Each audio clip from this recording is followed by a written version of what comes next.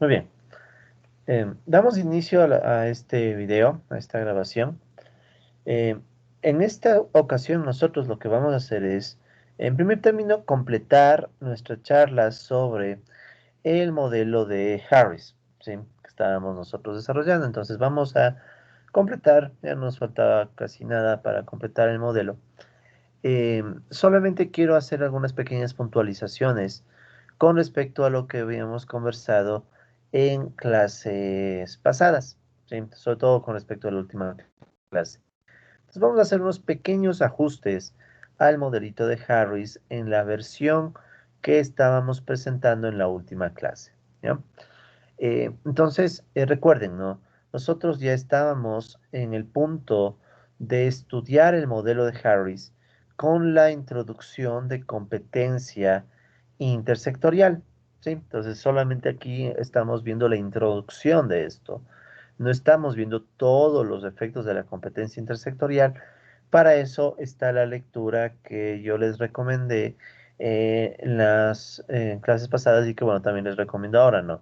Esta lectura que les envía, bueno, que está incluida en nuestra aula virtual sobre el modelito intersectorial. Que denme un segundo, se los vuelvo a mostrar para no perdernos. Trabajo, un segundo, disculpen, artículos, ya.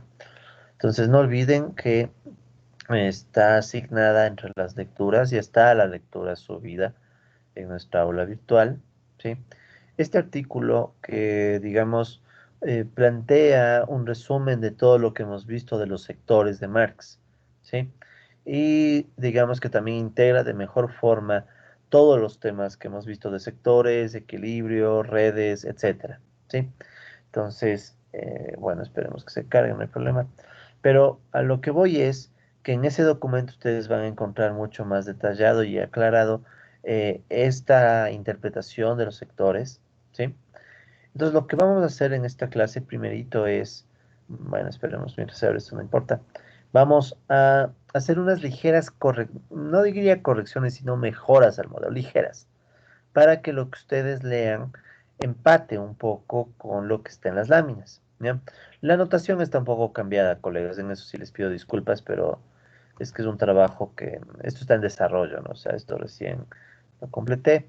Entonces, este artículo, revisitando la reproducción capitalista, equilibrio, redes y competencia intersectorial, digamos que tiene muchos más detalles de todo lo que estamos viendo, ¿no? Entonces, aquí están muchos más detalles, incluso está mucho más aclarado cómo se construyen las redes, cómo surgen los equilibrios, o sea, muchas de las cosas que están aquí ustedes ya conocen, ¿no? Digamos que lo que está cambiado es un poco la notación para que sea consistente con el artículo. Y también está mencionado el tema de las redes y etcétera, ¿sí? Entonces, hay ligeros ajustes y ligeras mejoras respecto a lo que se encuentra en los videos, pero lo que a mí me interesa, colegas, para efectos de la clase, es que se entienda sobre todo las principales intuiciones, ¿ok? Entonces, con respecto a eso, vamos a hacer unos ligeros ajustes a nuestro modelo, ¿ok? Entonces, ¿cuáles son los ajustes que vamos a hacer? Nada de esto se toca, ¿sí? Absolutamente nada de esto se toca, las interpretaciones todo quedan iguales, ¿de acuerdo? El único ajuste o los pocos ajustes que vamos a hacer tienen que ver exclusivamente con algunas ecuaciones, en concreto con la ecuación 26, ¿ya? Esta ecuación 26 que está aquí es una ecuación en donde, recordarán, vinculábamos los ingresos con el dinero, ¿sí? Esta ecuación de aquí es a la que le vamos a hacer una pequeña modificación. Entonces, ¿qué modificación le vamos a hacer? Vamos a cambiar esto, ¿no? Entonces, ahora la ecuación 26 va a tomar otra forma. Entonces, les pido por favor en sus apuntes que hagamos ese cambio, único cambio, ¿no? Entonces, de hecho, lo voy a hacer aquí mismo para que se acuerden, ¿de acuerdo? O sea, vamos a cambiar la ecuación 26. ¿Por qué vamos a cambiar la ecuación 26? Vamos a cambiarla porque digamos que de los últimos desarrollos que estuve haciendo, se puede hacer algo un poco mejor, ¿ya? O sea, se puede aclarar un poquito más cuál es el vínculo entre dinero y las otras variables del modelo, ¿ya? Entonces, ¿cuál va a ser la ecuación? Entonces, en vez de esta ecuación 26, vamos a poner la siguiente ecuación. Entonces, ¿cuál es la idea? La idea es la siguiente, estimados colegas. Vamos nosotros a considerar que hay un vínculo entre dinero, ¿sí? El dinero, si quieren, es esta M, pero no es la masa monetaria esta M, ¿sí? Entonces ahora M ya no se va a llamar la masa monetaria, sino que M es el dinero que representa el valor, ¿sí? M es todo el dinero circulante que representa al valor, ¿sí? Ya, entonces hacemos una pequeña corrección en la lámina. Eso primerito, ¿no? Entonces eso va a significar la variable M. Entonces M ya no va a ser la masa monetaria. ¿Ya? Entonces esto va a cambiar, ¿no? Es la ecuación 26. La única que vamos a cambiar. He tratado de que se cambie en mínimo. Y de hecho vamos a cambiar solamente en mínimo esto. Entonces vamos a cambiar esto. Entonces M ya no es la masa monetaria. ¿Ya? Entonces M directamente le vamos a definir, ¿ya? Como lo que hemos dicho aquí. Como todo el dinero circulante que representa el valor. ¿Ya? Todo el dinero circulante. De hecho, pongámoslo en rojo, ¿ya? Para que se ubiquen un poco dónde está el cambio, ¿ya? Todo el dinero circulante que representa el valor de las mercancías. Que representa al valor de las mercancías. O al valor creado por la fuerza de trabajo. Dejámoslo así incluso. Creado por la fuerza de trabajo. Incluir el dinero en estos modelos siempre tiene sus complejidades, colegas. ¿Sí? Siempre. Entonces, ¿qué ecuación es la que vamos a usar para incluir el dinero? Vamos a usar una ecuación, un poco una variante de esto. El espíritu de la ecuación va a ser el mismo que teníamos antes. Entonces, vamos a tener una M, ¿sí? Vamos a tener una M que va a representar al dinero, todo el dinero, que a su vez representa el valor de las mercancías, el valor de todo el valor creado por la fuerza de trabajo, ¿ya? Y este M a qué va a ser igual. Entonces, sí, va a ser igual a la suma del ingreso. Y1 más Y2. Pero este ingreso lo vamos a multiplicar por una velocidad de circulación, ¿sí? Entonces aquí ustedes podrán ver que está multiplicado por Z, que era la velocidad de circulación del dinero, ¿ya? ¿De acuerdo? ¿Sí? Eso primerito. Entonces, ¿cuál es la idea? Verán. Esto que les estoy diciendo está fundamentado mucho mejor en el artículo que les pido que lean. Pero la intuición, ¿cuál es? La intuición es que este ingreso circula de diferentes formas. Puede circular como ingreso de los capitalistas, como costos, que a la vez se vuelven salarios, por ejemplo, y ganancias, costos y ganancias, o también circula como demanda efectiva, ¿ya? Entonces, esta es la circulación que puede tener el ingreso de la economía. Entonces, lo multiplicamos por esta Z y le vamos también a sumar, ¿sí? Le vamos también a sumar para que coincida con el artículo, les vamos a sumar las acumulaciones de capital. Recuerden que en esta nueva versión solo se acumula capital constante. C1 punto, C2 punto.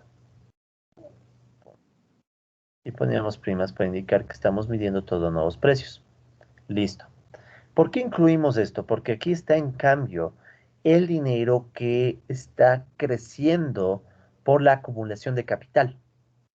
¿Sí? Y este fue un poco el error que yo no había notado en la ecuación 26 que originalmente propuse. Este sistema de ecuaciones lo estoy proponiendo yo, o sea, es mi modelo si quieren. Entonces, originalmente yo cometí el error de mirar un vínculo entre dinero e ingreso, cuando en realidad es más complejo. O sea, resulta ser, esto está fundamentado en el artículo que les digo, de hecho está fundamentado a través de las redes. El análisis de redes terminó dando como resultado, sí, de hecho eso si quieren se los pongo ahorita mismo.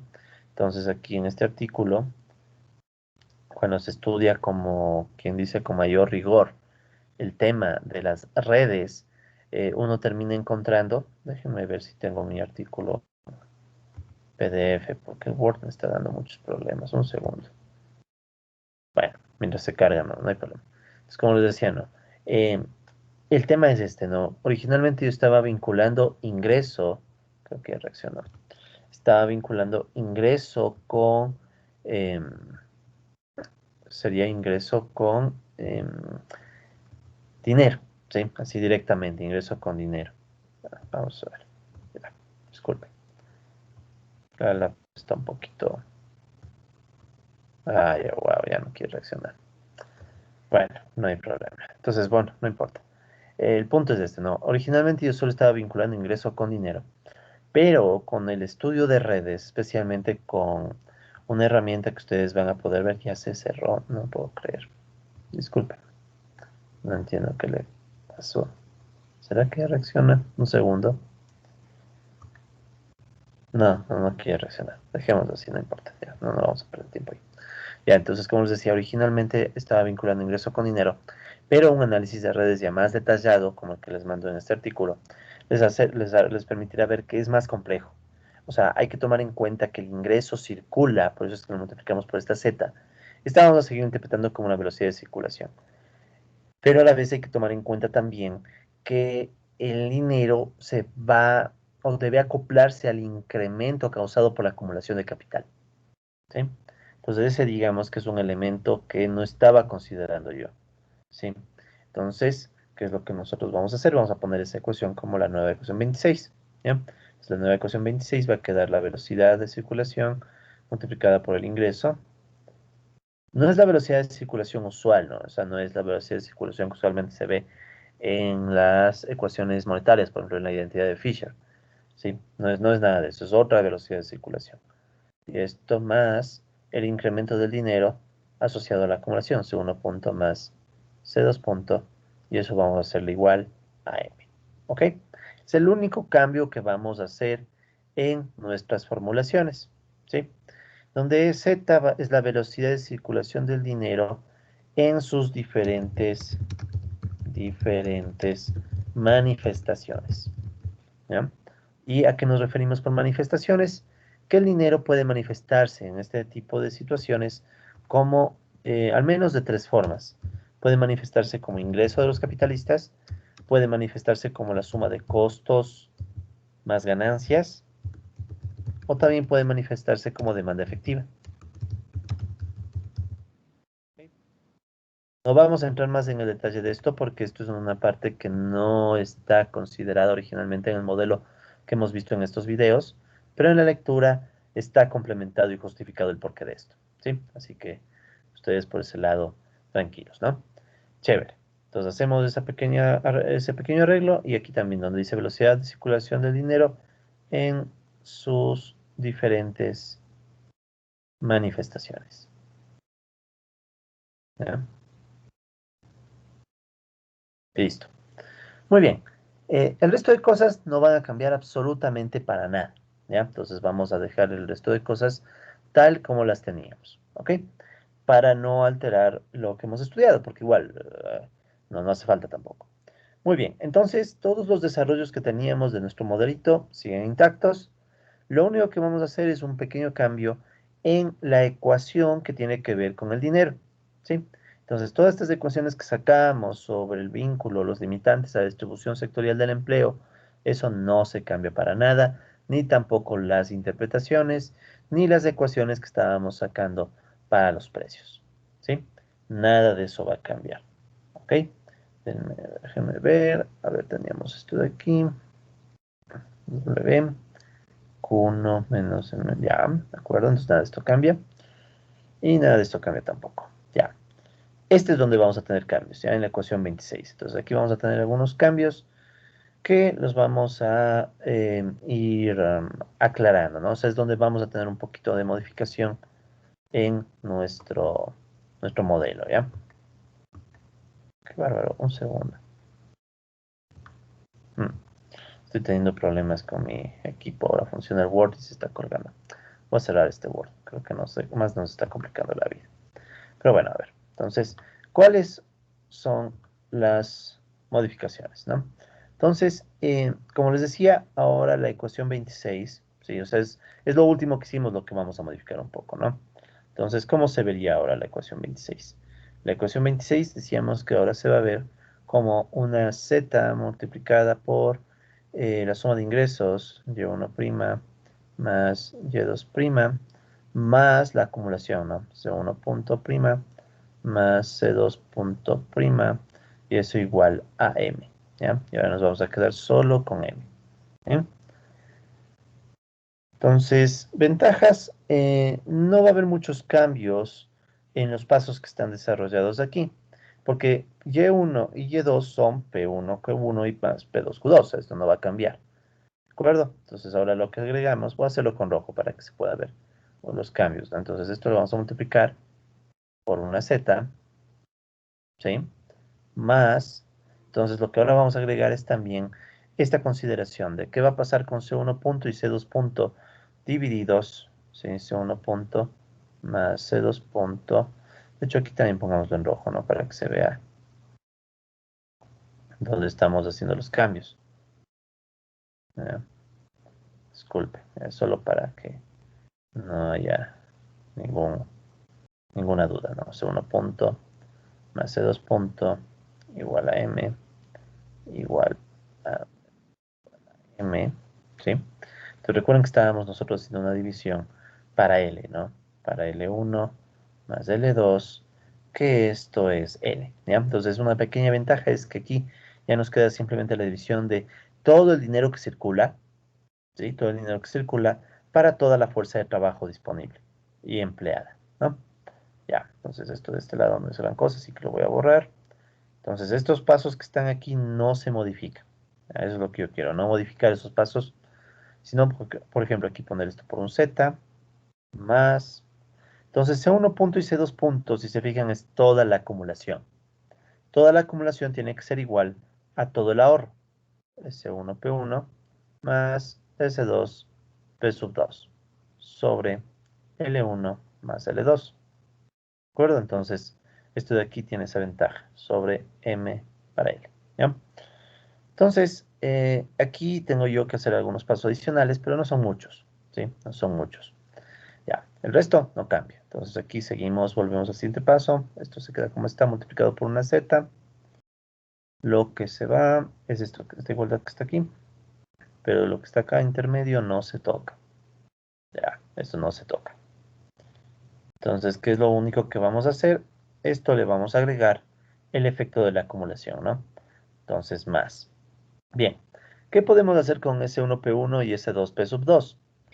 Para ello podemos recordar la tasa de ganancia. ¿Cómo se está definiendo la tasa de ganancia en nuestro modelo? Ay, no entiendo qué pasó. Bueno, vamos a buscar en la lámina misma. A ver, la tasa de ganancia la habíamos definido más acá arribita. Por acá estaba. Más atrás, tal vez más atrás. Más atrás, sí. La tasa de ganancia, aquí está, ¿no? Entonces habíamos definido la tasa de ganancia como la división entre ganancias y capital constante. Aquí me falta una prima, ¿no?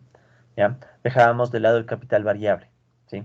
¿Por qué? Porque estábamos asumiendo salarios post factum, es decir, salarios que se pagan al final, perdón, sí, se pagan al final de la producción. Entonces, como se pagan al final de la producción, el capitalista vamos a asumir que para analizar o calcular su rentabilidad, solo va a tomar en cuenta capital constante, ¿ok? Entonces, si se fijan, de esta ecuación se puede despejar P. ¿Por qué? ¿Qué sería P? P sería igual a la multiplicación de R por C, que está aquí abajo. ¿Sí? Entonces lo que vamos nosotros a hacer ahora.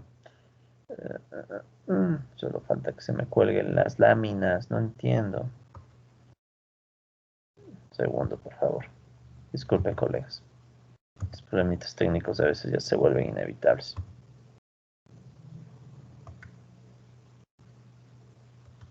Ya. Listo. Entonces, pasemos. Ya. Entonces, como les decía, P1 y P2 podemos reemplazarlo por las tasas de ganancia. ¿Sí? Porque, ¿qué es PI? PI es igual a el capital constante, prima, esto es primas, no, esto es primas, me estoy olvidando. Sí, porque está medido con los nuevos precios. Entonces aquí también va prima, prima, ya. Entonces sería igual a la ganancia, ¿sí? La ganancia es igual a la tasa de ganancia, la tasa de esta R prima, multiplicada por C. ¿Ya? Y de una vez apliquemos todos los supuestos de nuestro modelo. ¿Qué supuestos teníamos? Tenemos el supuesto primero de que C es el dinero que representa a una sola máquina. Entonces, esto era P1 por AI. ¿Sí? Precio de la máquina, que siempre es P1, por AI, que es el número de máquinas que usa el sector I. Y esto multiplicado por RI', pero RI' estamos ya asumiendo competencia intersectorial y nos va a quedar una sola tasa de ganancia, la tasa promedio. ¿Sí? Recuerden que nosotros ya teníamos por algún lado el supuesto de que las tasas de ganancia se iban a igualar, ¿no? Entonces, un segundito, ya, un poquito lento esto. Bueno, esto ya lo habíamos hecho, ¿no? Entonces, PI lo reemplazábamos por RI, CI, y a la vez CI sabemos que es el precio por la cantidad de la máquina, ¿no? Y a su vez también nosotros ya igualábamos las tasas de ganancia por la competencia intersectorial. ¿Sí? Nosotros sabemos que R1 y R2 se vuelven iguales a una R promedio. ¿Sí? Entonces ya directamente vamos a aplicar eso. Entonces nos queda esta ecuación y podemos reemplazarla en nuestros ahorros. Entonces, ¿qué nos va a quedar? Nos va a quedar S1 por P1', que se transformaría en la tasa de ganancia precio 1 a 1, más S2, tasa de ganancia precio 1 a 2, sobre L1 más L2. Y esto va a ser igual a M sobre L. ¿Ok? Bien. Entonces, ¿qué es lo que tenemos? Lo que tenemos ahora es tanto la tasa de ahorro del sector 1 y el sector 2 multiplicados por el rendimiento que genera el gasto en máquinas. ¿Sí? El rendimiento que genera el gasto en máquinas, tanto la máquina 1 como la máquina 2. ¿Ya? Recordando que las máquinas todas son la misma y se venden al mismo precio. Lo que cambia es la cantidad. Por eso es que tenemos A1, cantidad de máquina empleada por el sector 1, A2, cantidad de máquina empleada por el sector 2. ¿Ok? Listo. ¿Qué es lo que podemos hacer ahora? Podemos realizar un paso que ya hemos hecho antes. Podemos tomar estos términos y dividirlos para L2, ¿sí? O para L1, como lo habíamos hecho en su momento, ¿no? Sí, L1 y L2. Entonces vamos a hacer lo mismo aquí. Vamos a dividir para, en este caso, que nos queda más cómodo para L2. Hagamos la división de todos los términos para L2. ¿Ya? Como es una división, si yo divido todos los términos para L2, no pasa nada, ¿no? Entonces, dividimos todo para L2. Ya. Entonces, ¿qué nos va a quedar? Vamos al siguiente paso. Sabemos que esto de aquí se va a borrar. Esto no se toca, esto se queda como está. Entonces, todo esto va a estar multiplicado por z, que teníamos. Y el único arreglo que vamos a tener que hacer es que este término se le va a agregar estos términos nuevos, ¿no? Por los efectos de la acumulación. Entonces, ¿qué tenemos aquí? Fijémonos. Tenemos, primero hay un factor común que es RP1. Entonces, saquemos el factor común. RP1. ¿Ya? ¿Y qué va a multiplicar RP1? Ya, entonces eso sale. Me queda S1, me queda después A1 dividido para L2. Dejemos de un momentito, ¿ya? Más S2, y ustedes tienen A2 dividido para L2, que es la mecanización 2. Listo. Sobre, y abajo, ¿qué nos va a quedar? L1 sobre L2 es X más 1. ¿Sí? Porque recuerden que X es la distribución del empleo entre sectores. ¿Ya? Y esto es igual a M sobre L. Entonces digamos que este sería el factor nuevo que aparece, ¿no? Este factor nuevo. ¿Ya? ¿Qué hay que tomar en cuenta aquí? Este es término A1 sobre L2, que le podemos mejorar un poquito. ¿Ya? Vamos a escribirle un poco, mejor pongámosle la fracción en vertical, a ver, A1 sobre L2. ¿Ya? Entonces, ¿cómo vamos a mejorar esto? Simplemente vamos a multiplicar y dividir para L1. ¿Sí? Entonces, solo con esta operacióncita de multiplicar y dividir para L1, nos va a quedar lo siguiente. Entonces, vamos a borrar estos términos. Si esto va a cambiar esta interpretación. La mu que estaba por ahí escrita la vamos a eliminar. Y vamos... Si estoy tratando de hacer los cambios mínimos, colegas, ¿ya? Disculpen que tengamos estos cambios. Es que es un modelo que estoy desarrollando yo, entonces a veces pasa, ¿sí? A veces sí ya se vuelve inevitable. Ya. Bien, entonces, ¿qué corrección vamos a hacer aquí? Entonces, este término no cambia.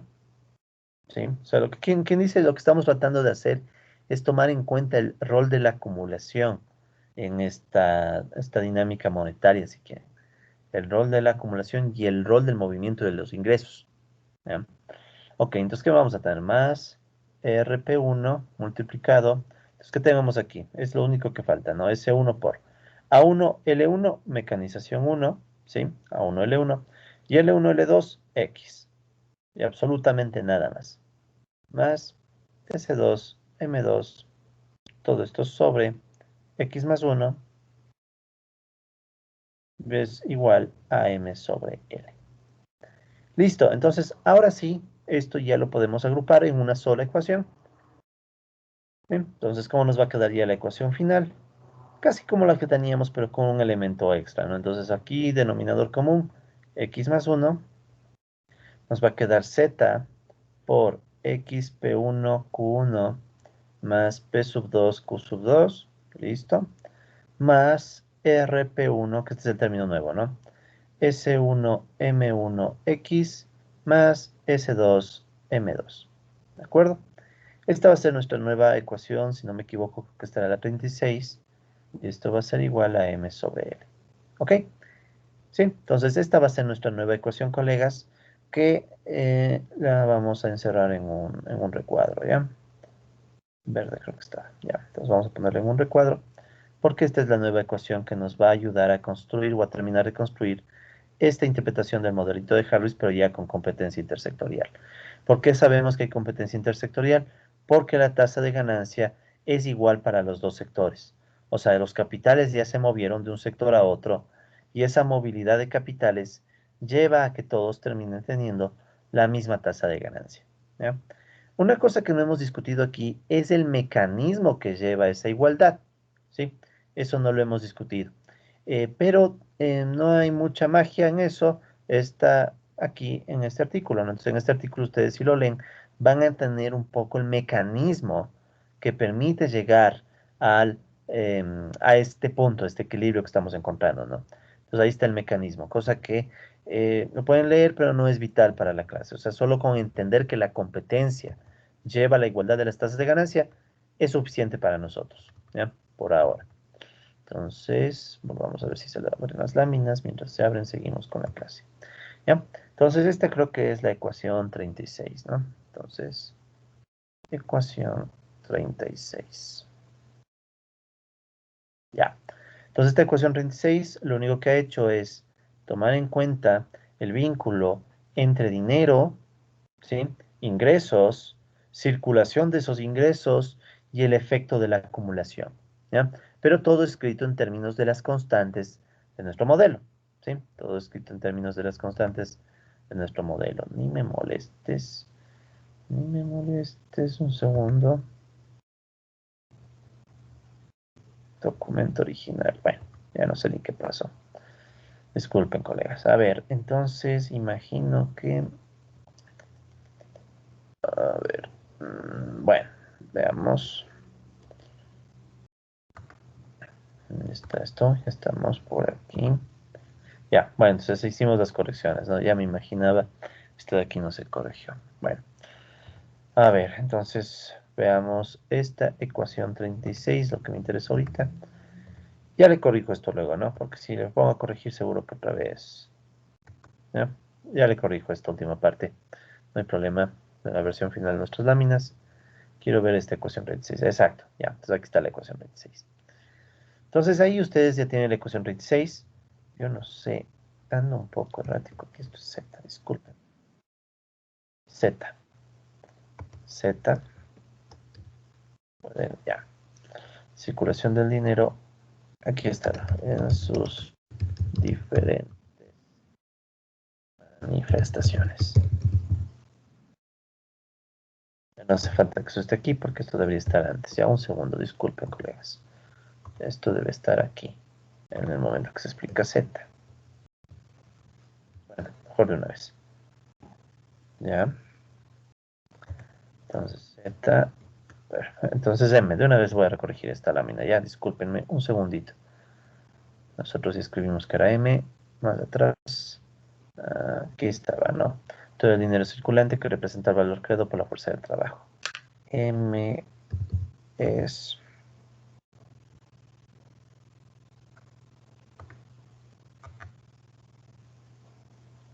ya. Entonces, M es todo el dinero circulante que representa al valor de al valor creado por la fuerza de trabajo. Listo, entonces ya está ahora sí considerado esto. Bien, entonces ya tenemos nuestras nuevas ecuaciones, nuestra nueva ecuación. O sea, el tema aquí es en definitiva, más que las ecuaciones, a mí siempre me interesa que entiendan la intuición, ¿no? ¿Cuál es la intuición, colegas? La introducción del rol del dinero, ¿sí? La introducción del rol del dinero. El dinero siempre tiene un rol un poquito peculiar en estos modelos. ¿Por qué tiene un rol peculiar? Porque el dinero genera una retroalimentación un poco compleja. Si veamos la ecuación 36, por ejemplo. La ecuación 26, ¿sí? Que es la que nosotros hemos obtenido, es una ecuación en donde ustedes pueden notar, ¿sí? Pueden notar que el dinero, ¿sí? El dinero tiene que irse expandiendo también para cubrir las necesidades de la acumulación de capital. ¿Sí? O sea, esa es la parte peculiar. Entonces, si lo tomamos en cuenta, tiene sentido. O sea, si queremos que la economía capitalista crezca, también debemos tomar en cuenta que el ingreso se mueve de unas clases sociales a otras y aparte se mueve volviéndose demanda efectiva, pero también el capital se acumula y por tanto necesitamos más y más dinero. ¿Sí? ¿De acuerdo? Entonces, por eso es esta formulación relativamente nueva, ¿no? Que tenemos aquí. Ahora, ustedes notarán que aquí hay un factor. O sea, en realidad, este factor que está aquí hace que no sé exactamente la ecuación que estamos escribiendo, ¿no? Que por cierto no es la 36. Déjenme ver, 34, 35, 36, 37, disculpen. ¿Ya? 37. ¿Ya? Si se dan cuenta que mover un poquito de un modelo cambia todo, ¿no? Entonces, bueno, ya. Bueno, les decía, notarán ustedes que aquí no está m sobre l, sino que m sobre l lo vamos a reemplazar por un término que le vamos a poner rho, la letra griega rho. ¿Ya? Entonces vamos nosotros a escribir acá abajito m sobre l, le vamos a llamar rho, que esta va a ser nuestra ecuación 38. Y por tanto, si de una vez reemplazamos aquí mismo, podemos poner en vez de m sobre l, rho. No hay problema. ¿Ya? Lo mismo. ¿Ya? ¿Es para qué? Para darle una interpretación a este término. ¿Sí? Para dar una interpretación a este término rho que estamos nosotros planteando, que si lo revisan a simple vista, ¿qué es? En el numerador está todo el dinero que circula en la economía. ¿Sí? Tomando en cuenta ya la velocidad de circulación y también tomando en cuenta el efecto de la acumulación. Entonces aquí está M. Y en el denominador, en cambio, está el total de horas trabajadas, L. ¿Sí? Entonces, si se fijan, esto es como quien dice, M es el dinero que representa el valor. ¿Sí? Entonces, el dinero que representa al valor. Y en cambio, L es el total de horas trabajadas. ¿Sí? El total de horas trabajadas. Por ejemplo, si tomamos en cuenta todo este factor, digamos que M puede ser unos 100.000 millones de dólares y L puede ser unas 1.000 o 200, unas 100.000 o 200.000 horas, etcétera. O sea, es todo el dinero que circula en la economía para representar el valor versus todas las horas trabajadas en la economía. Entonces, este M sobre L lo que me está diciendo es, los trabajadores crean valor y ese valor se va a representar en toda esta suma de dinero, M. ¿Sí? Entonces, por esa razón, a Rho le vamos a dar una interpretación. ¿Sí? Entonces, ¿cuál va a ser la interpretación de Rho? A Rho le vamos a llamar la expresión monetaria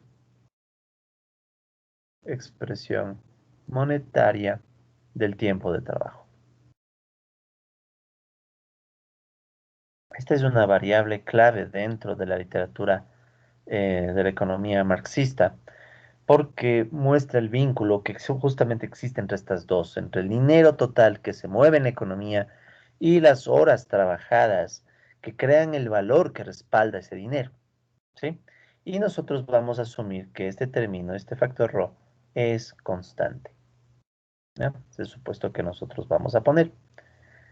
¿Por qué queremos que sea constante? Bueno, había un supuesto, ¿sí? Había un supuesto aquí en este modelo, que es el de este supuesto, el supuesto G.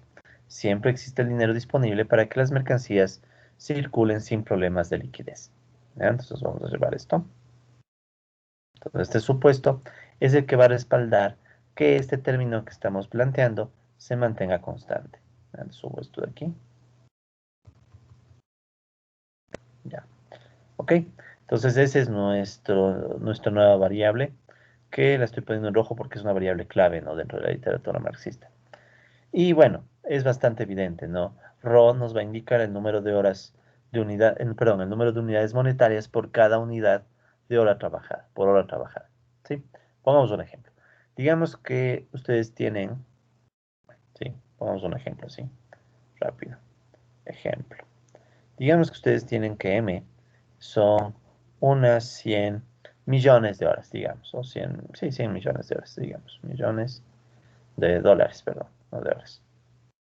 100.000 millones, digamos. Ya, 100.000 millones. ¿Ya? Un montón de dinero. Y en cambio, digamos que el total de horas trabajadas en la sociedad son unas 50 millones. A ver, digamos que tenemos una población de, supongamos, ¿no? 20 millones de personas. Cada una de estas 20 millones de personas ha trabajado por 8 horas diarias por 365 días. ¿Ya? Millones de personas, 8 horas al día, por 365 días. Entonces, si tomamos en cuenta todos estos términos, ¿qué nos va a salir? Digamos, 20 millones por 8 por 300. Ay, Dios. 20 millones por 8 por 365. Ya. Unas 58.000. Estado tan lejos. Unas 58.400. ¿Sí? Millones de horas. ¿Ya? Entonces, digamos que tenemos esto, colegas. Tenemos una sociedad en donde está circulando 100.000 millones de dólares, ¿sí? ¿Ya? Pero a la vez tenemos 58.400 millones de horas. Entonces, ¿cuál va a ser este factor ρ?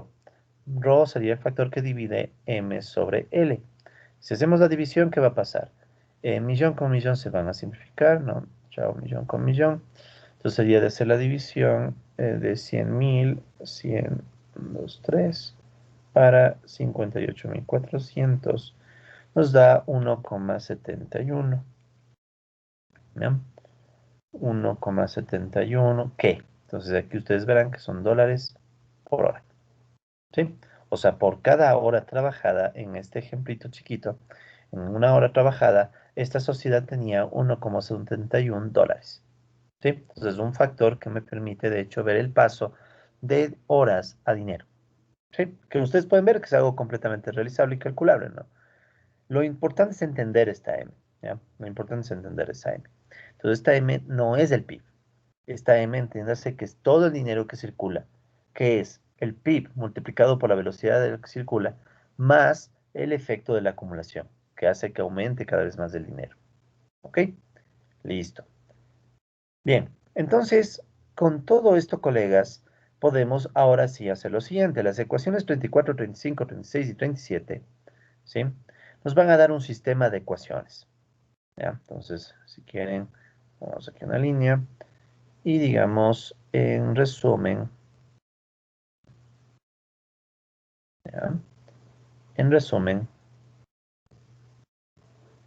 las ecuaciones 34 a 37, o pongamos 34, 30, 35, 36, 37, permiten formar un sistema de ecuaciones. Permiten formar un sistema de ecuaciones. Sistema de ecuaciones. Bien. ¿Cuál es este sistema de ecuaciones? Bueno, entonces solamente hay que revisar cuáles son estos términos, ¿no? Entonces, la ecuación 34, si nos fijamos, es la ecuación que nos dice cómo se limita la distribución del empleo entre sectores, ¿no? Eso sería la ecuación 34. La ecuación 35 y bueno, de una vez 35 y 36 son ecuaciones que en cambio nos hablan de cómo se van a definir los precios. ¿Sí? Entonces, si vamos viendo, ¿no? O sea, tenemos una ecuación que nos dice cómo se va a distribuir el empleo, tenemos dos ecuaciones que dicen cómo se van a definir los precios y tenemos una ecuación que nos habla del rol monetario, del factor monetario, considerando que se va a mantener constante la cantidad de dinero por horas trabajadas, para asegurarnos que no falte dinero en la economía. ¿Ya? Muy bien, entonces reescribamos rápidamente todas estas ecuaciones, ¿no? De la 34 a la 35, bueno, 34 a 37, ¿no? Entonces la 34 decíamos que es x igual m2 delta 2 más s2 r sobre q1 menos m1 delta 1 más s1r, ¿ya? ¿De acuerdo? Esta es la ecuación 24. La 35, ¿cuál es? Esta tiene que ver con el precio de la máquina. Esto va a ser igual al salario sobre... Notarán que aquí el salario estamos siempre asumiendo constante, ¿no? Q1 menos M1 delta 1 más R. Esta es la ecuación 35. La ecuación 36 es el precio de los alimentos del sector 2. Esto dice que es igual a P1 M2 por delta 2 más R más W sobre Q sub 2 y la ecuación 37 que es la que acabamos de sacar, que toma en cuenta también el efecto monetario.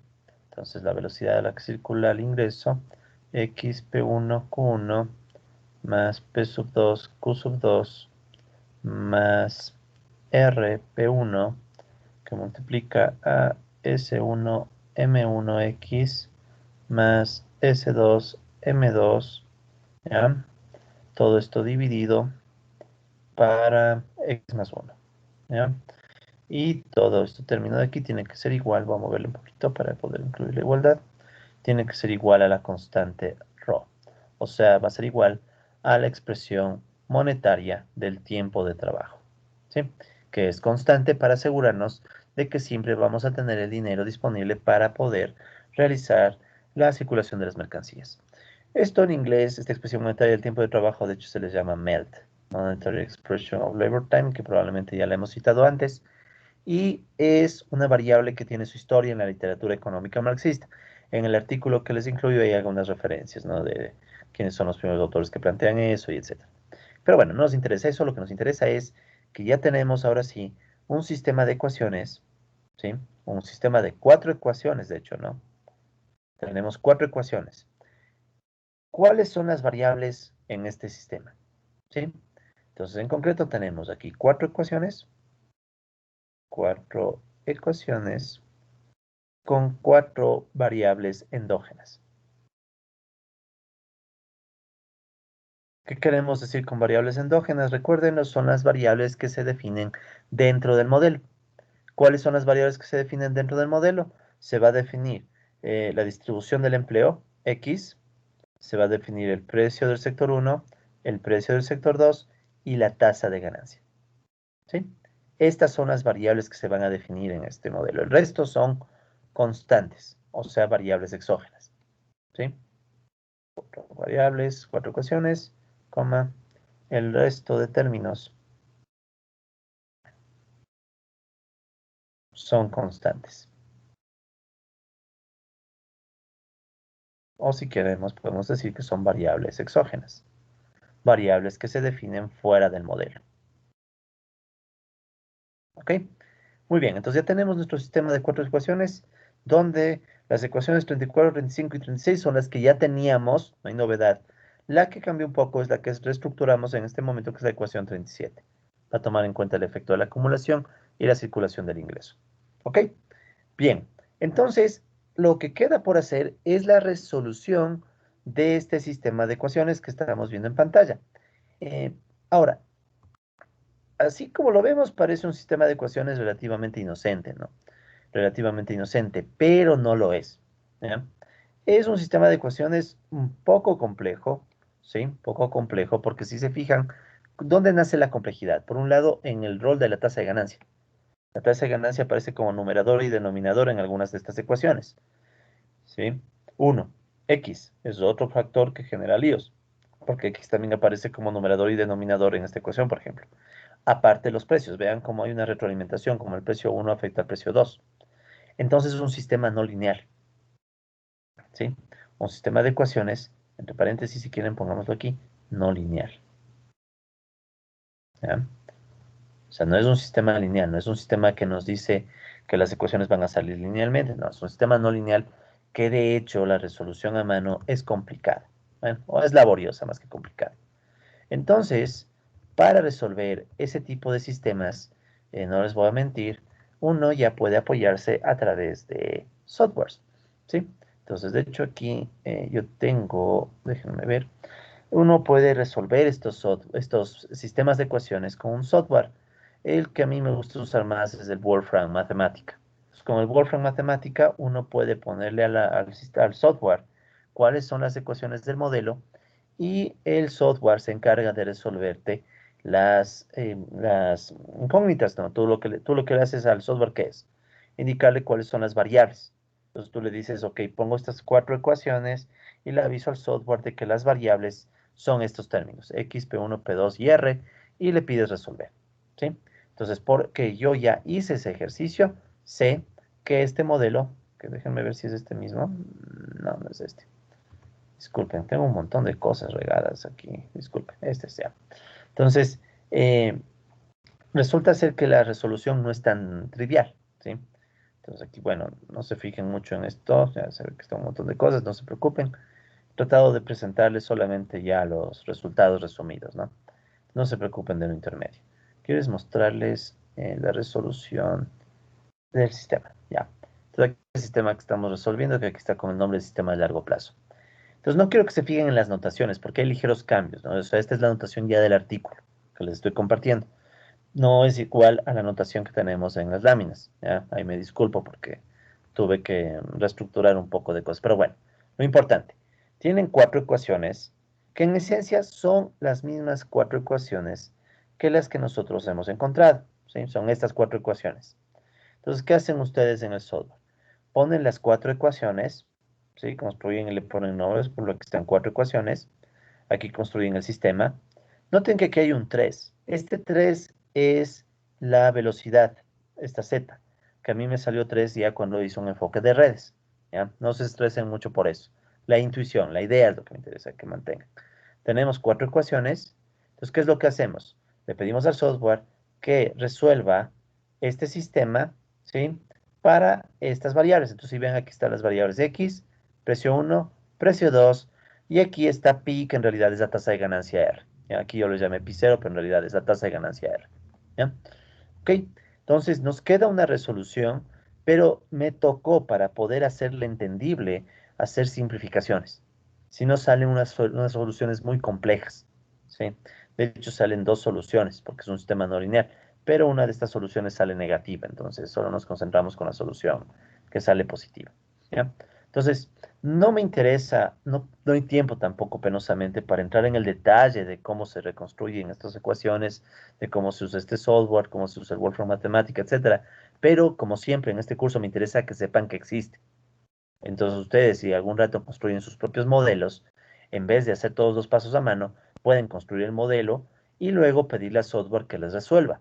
Lo importante que es entender la teoría económica que está detrás, uno, y dos, o sea, qué significa teoría económica, todos los supuestos. Y dos, saber qué están buscando. Porque el software te puede resolver, pero no sabe qué buscas. Entonces tú tienes que decirle qué variables busca. Entonces les invito desde ya a que para modelos que ustedes empiecen a formular, pues vayan utilizando estos softwares, ¿no? Para darse un poco de apoyo. Este software es súper bueno porque incluso puede ayudarte a resolver ecuaciones diferenciales. O sea, hay modelos más complicados donde metemos derivadas, ¿ya? Pero bueno, solo esta ecuación ya tenía una solución un poquito compleja, ¿sí? Entonces, ¿cuál es la solución? Entonces, no tan compleja, pero un tanto compleja, sí, ¿no? Entonces, para resolver esto vamos a asumir un caso simplificado. ¿Ya? Vamos a asumir un caso simplificado. Entonces, asumiendo una versión simplificada del modelo, que es la que está aquí, ¿ya? ¿De acuerdo? Entonces voy a poner aquí en nuestros apuntes esta versión, ¿ya? Entonces, eh, asumiendo una versión simplificada, ¿ya? Entonces pongamos aquí resolución, ¿no? Resolución. Resolución. Entonces, asumiendo una versión simplificada sin depreciación, entonces para que no se complique más el modelo, asumimos que, bueno, toda la depreciación que aparezca la hacemos cero. Asumimos que los capitalistas de los dos sectores ahorran la totalidad de sus ganancias, las tasas de ahorro les hacemos uno. Estandarizamos la expresión monetaria del tiempo de trabajo, o sea, hacemos que esto sea igual a uno. Total, es una constante, le estandarizamos. Y asumimos tres formas de manifestación del dinero. Ya, aquí está un error, esto no debe ser mío. Esto es raw, disculpen, ¿no? Entonces, el factor raw. ¿Ya? Raw, ¿sí? Entonces en la lámina hay que arreglar esto. No, que estoy es Z. Z, no, discúlpenme. Es Z porque aquí está Z. Estoy bien errático, últimamente. ¿Ya? Z igual 3. ¿Ya? Ok, disculpen, ¿no? Entonces aquí asumimos que hay tres formas de manifestación del dinero. Entonces, ¿cuáles son esas tres formas de manifestación del dinero? Estas tres van a ser que el dinero se puede expresar como ingresos de los capitalistas, también se puede representar como costos más ganancias, ¿sí? Y también se puede representar como demanda efectiva. A eso nos referimos, ¿ya? Muy bien, entonces si hacemos estas simplificaciones, se pueden obtener dos ecuaciones que ya no vamos a hacer a mano, como les digo, esto ya viene del software, ¿sí? Solo me voy a concentrar en dos. El software me arroja cuatro ecuaciones, para los precios también, pero solo me quiero concentrar en dos. ¿Cuáles son esas ecuaciones? Las que tenemos en pantalla. Ya ni para que darnos la vuelta voy a copiar, porque esto ya es lo que nos arroja el software, ¿no? Como resolución. Entonces, estas son las soluciones que nos arroja el software, ¿ya? El Wolfram Matemática. Como pueden ver, ya son ecuaciones un poquito más largas y complejas, ¿no? ¿Sí? Entonces, aquí están las soluciones. Esta es la solución para, de hecho, voy a poner en rojo, ¿no? Enseñar las soluciones,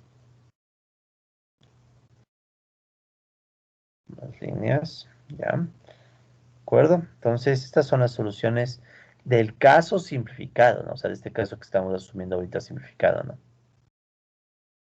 Ya, entonces, ya se pueden imaginar que si estas son las soluciones del caso simplificado, las soluciones, incluyendo todos los términos, se hacen más grandes, ¿no? ¿Ya? Entonces no nos hace falta entrar en el detalle ya de las soluciones, ¿no? O sea, de hecho, el artículo que yo les envié igual tiene las soluciones simplificadas nada más, ¿no? Soluciones para el caso simplificado. Para el caso simplificado. ¿Ya? Entonces estas soluciones se obtenidas con Wolfram Matemática. Son los mejores softwares para hacer modelos teóricos.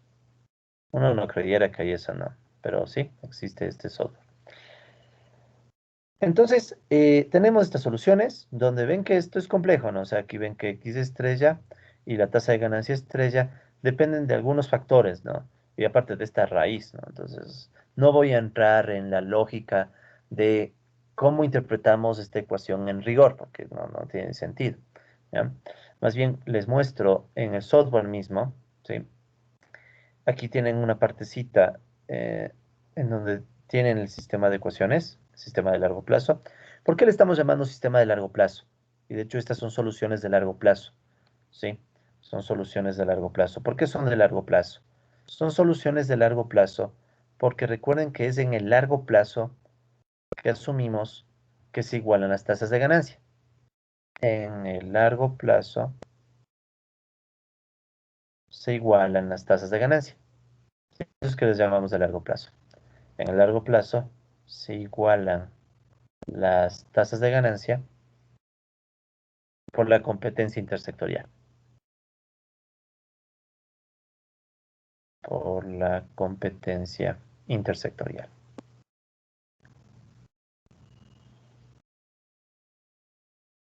¿Sí? Entonces, esa lucha entre capitalistas hace que en el largo plazo la tasa de ganancia de los dos sectores se iguale a la tasa media. O sea, esto que decíamos de que R1' igual a R2' igual a la tasa media, ¿sí? Tasa media de ganancia. Por tanto, por cierto, los precios, si ustedes se fijan, los precios también dependen de esa tasa de ganancia, ¿no? P depende de R y P2 también depende de R. Entonces también los precios ya son no cualquier precio, sino que el precio 1 y el precio 2 se vuelven ya en el largo plazo precios de producción, que son los precios de producción, los precios que permiten que surja la tasa media de ganancia, ¿sí? Precios de producción, que son los precios que permiten esta tasa media de ganancia, ¿sí? ¿De acuerdo? Bien, entonces obtenemos finalmente estas soluciones. También hay unas ecuaciones para los precios. No me interesan esas ecuaciones. Me interesa la intuición. O sea, esto era lo importante, colegas. Llegar a este sistema. Llegado a este sistema, el modelo queda completo. ¿Ya? ¿De acuerdo? Entonces el modelo queda completo y ya tenemos las soluciones. Ahora, obviamente que lo interesante no es solo llegar a las soluciones de un modelo teórico abstracto y ya. ¿Qué podemos sacar de esas soluciones? Eso es lo que más nos debe interesar. ¿Qué es lo que podemos sacar? Bueno, empleando el mismo software, ¿sí? Empleando el mismo software, ustedes no solamente sacan las soluciones, sino que también pueden pedirle al software que les grafique las soluciones. Claro, ustedes tienen que poner algunos valores para las constantes y el software les puede graficar las soluciones, ¿sí? Entonces uno también puede hacer la demostración matemática de la gráfica de estas funciones, pero para ganar tiempo solamente digamos que con el software ustedes pueden sacar unas gráficas, ¿sí? Unas gráficas en donde se puede ver el efecto, sobre todo de una de las constantes más importantes del modelo. ¿Cuál es una de las constantes más importantes que está quedando en el modelo? El salario. Fíjense, ustedes tienen el salario aquí, ¿de acuerdo? Tienen el salario. A ver, ya. Que ustedes, con rojo mejor. Ustedes pueden ver que aquí está el salario, ¿sí? En la definición de los precios. Entonces vean cómo va esto. El salario afecta a los precios, ¿verdad? Pero el salario, al momento que afecta a los precios, esto va a provocar que estos precios afectan, ¿no? Entonces esos precios van a estar afectando al sistema. Y al afectarse a los precios, se va a afectar a la tasa de ganancia y a la X, y a la distribución del empleo, ¿sí? Entonces, los salarios se vuelven una pieza clave del sistema, pieza para la cual no tenemos ecuación, porque estábamos asumiendo salarios constantes. Asumimos salarios constantes, ¿ya? Entonces, ahora la pregunta que hacemos es, ya, ok, le dejamos que el software nos dé las soluciones. ¿Cuál es el efecto de los salarios? O sea, la pregunta, ¿no? ¿Cuál es el efecto de los salarios en las soluciones de largo plazo del modelo? ¿Cuál es el efecto de los salarios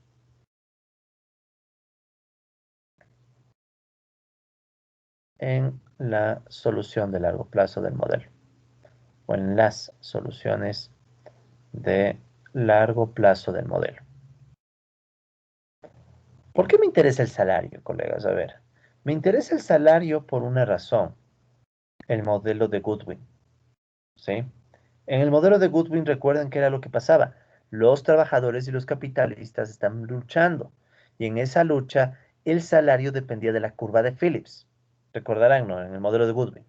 Entonces, esto me da la pauta de pensar en el ciclo, ¿sí?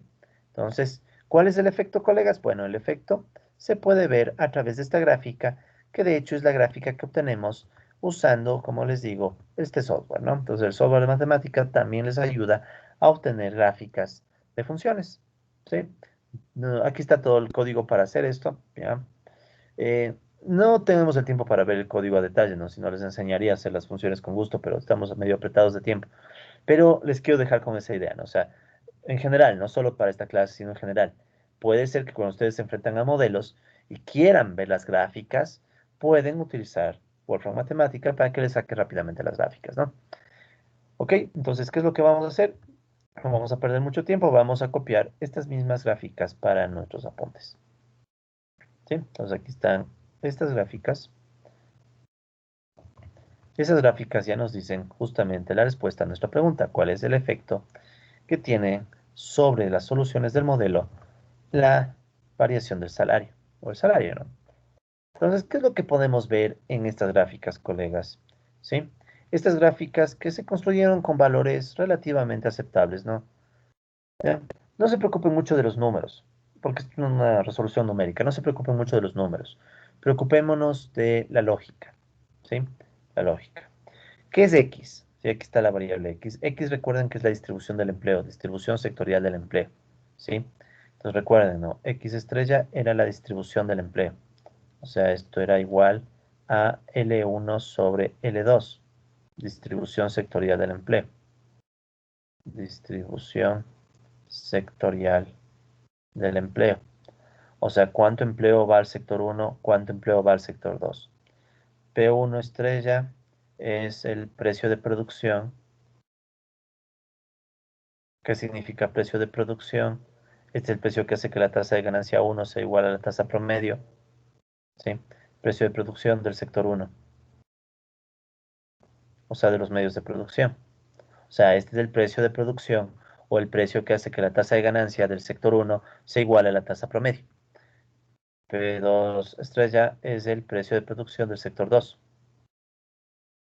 Precio de producción, o sea, es el precio que hace que la tasa de ganancia del sector 2 sea igual a la tasa promedio, pero del sector 2, o sea, medios de consumo. Y finalmente, aquí está puesto perdón, pi estrella, pero pi estrella en nuestro caso es R, ¿sí? Es R. Y esto es la tasa media de ganancia, o la tasa promedio. Tasa media, o también promedio, de ganancia. O sea, ya es la solución del modelo esto. Entonces, ¿qué es lo que nosotros podemos notar aquí? ¿Eh? Hay comportamientos en los precios interesantes, por ejemplo, a medida que aumenta el salario, en el eje horizontal, todo está en función del salario, ¿no? Si ven, está todo en función del salario. O sea, en nuestros ejes, la variable que está en el horizontal siempre es el salario. ¿Sí? En la notación se entiende porque todo está en función de W, pero de todas maneras pongamos. Y en el eje vertical tienen a las variables. Aquí está X, aquí estaría P1, aquí estaría P sub 2 y aquí estaría la tasa de ganancia. ¿Ya?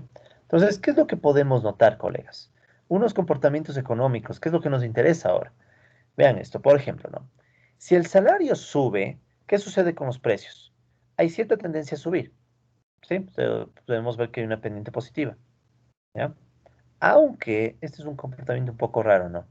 Que algún rato tengo que detenerme a explicarlo mejor. Parece ser que en el precio de las máquinas hay un punto máximo. O sea, los salarios no hacen que crezca esto para siempre, sino que después de un punto empiezan a caer, ¿ya? Tengo que estudiar mejor este caso, colegas, no les voy a mentir. Es un modelo que recién estoy desarrollando, pero bueno, ¿qué es lo que me interesa a mí? Que este primer resultado es bastante evidente, ¿no? O sea, un primer resultado es si sube el salario, si sube el salario y queremos equilibrio, recuerden, ¿no? Que estamos siempre diciendo que queremos equilibrio sectorial y queremos equilibrio sectorial más competencia intersectorial. O sea, ya todo. O sea, este modelo ya tiene todo. Entonces, si sube el salario y queremos equilibrio sectorial más competencia intersectorial, los precios tienden a subir. ¿Sí? Los precios de producción tienden a subir.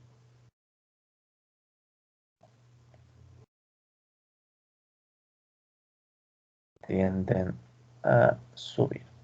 Bien. Bueno, podríamos decir que hay un efecto inflacionario, ¿no? Entre paréntesis, un posible efecto inflacionario. Posiblemente, ¿no? Ya. ¿Qué más tenemos? Tenemos otro comportamiento que es que si sube el salario, ¿qué pasa con X? Decae. Siempre estas son para mantener el equilibrio, ¿no? Entonces, ¿qué significa esto? O sea, primero, bueno, la lógica está ahí, ¿no? O sea, ese es el comportamiento, ¿no? O sea, si sube el salario y queremos que volver a escribir, entonces equilibrio sectorial, llamémosle A, y competencia intersectorial, no solo sectorial. intersectorial, entre los mismos sectores, entre diferentes sectores. Le voy a llamar B, ¿ya? Entonces, si sube el salario y queremos que se cumplan A más B, ¿sí? O sea, me refiero a equilibrio sectorial, eso es A, no. Equilibrio sectorial y competencia intersectorial, esos son A y B. Eso para no estar escribir lo mismo, ¿no? Entonces, si queremos, si sube el salario y queremos A más B, entonces X tiende a caer X. ¿Ya? ¿Qué significa esto? Que tiende a caer la división L1 sobre L2. Veamos. ¿Tiene sentido este resultado? Si no tiene sentido, el modelo ya no sirve, o sea, tiene que ser sentido. Si sube el salario, ¿verdad? Si sube el salario, ¿qué va a suceder? Aumenta el poder adquisitivo de los trabajadores. Eso es obvio, ¿no? O sea, sube el salario, entonces sube la capacidad de compra de los trabajadores. O sea, sube el ingreso a los trabajadores. Ingreso a los trabajadores. En general, no, de todos los trabajadores. Eso va a significar que aumenta su demanda efectiva. Pero ¿cuál es la demanda efectiva de los trabajadores? Por el supuesto del modelo, esta demanda efectiva es solamente de medios de consumo, porque estamos asumiendo que los trabajadores no ahorran. Entonces, si aumenta la demanda efectiva de medios de consumo, aumenta, por tanto, el ingreso del sector 2. Con ese mayor ingreso del sector 2 que puede hacer el sector 2, aumentan eh, la producción del sector 2. Aumenta, si quieren, la producción del sector 2. El sector 2, el que produce los alimentos, puede aumentar su producción. Y si aumenta su producción el sector 2, ¿qué significa? Que puede aumentar el empleo en el sector 2. Aumenta empleo en sector 2, ¿sí? Si aumenta el empleo en el sector 2, ¿qué significa? Que en este caso la ratio L1 sobre L2 va a subir L2, que es el empleo del sector 2, pero toda la ratio va a caer, porque L2 está en el denominador. Y eso va a provocar que tengamos caída en X. Tiene sentido, ¿sí? O sea, dicho en palabras, si aumenta el salario, los trabajadores van a tener más demanda. Si tienen más demanda, es demanda de qué? De alimentos. Entonces, para mantener el equilibrio, el sector 2 tiene que hacerse más grande. ¿Sí? El sector 2 se hace más grande y con eso logramos mantener el equilibrio. Entonces, tiene sentido esta relación inversa, esta relación negativa. ¿Ya? Ok. Entonces, sí, tiene sentido. Y vamos con la más interesante. Le voy a poner doble estrella incluso a esta. ¿Cuál es la más interesante? Una relación negativa inversa entre quiénes? Entre el salario y la tasa de ganancia. ¿Sí? Entonces aquí no hay mucho que decir, ¿no? Si aumenta el salario, si aumenta el salario y queremos que exista equilibrio más competencia intersectorial, entonces cae la tasa de ganancia. ¿Ya? ¿De acuerdo? Entonces este resultado último es bien claro, ¿no? O sea, si queremos que en el capitalismo todo se encuentre en equilibrio, o sea, ningún mercado se desequilibre, y ya estamos en el caso de largo plazo, o sea, ya estamos en el mundo donde las competencias de los capitalistas llevan a que las tasas de ganancias se igualen. Entonces, no queda mucho más que esto, que si el salario sube, ¿sí? Si el salario sube, la tasa de ganancia va a caer. Entonces, aquí está clarísimo el rol de la lucha de clases en la disputa del ingreso, ¿sí? O sea, este es el efecto de la lucha de clases en la distribución del ingreso.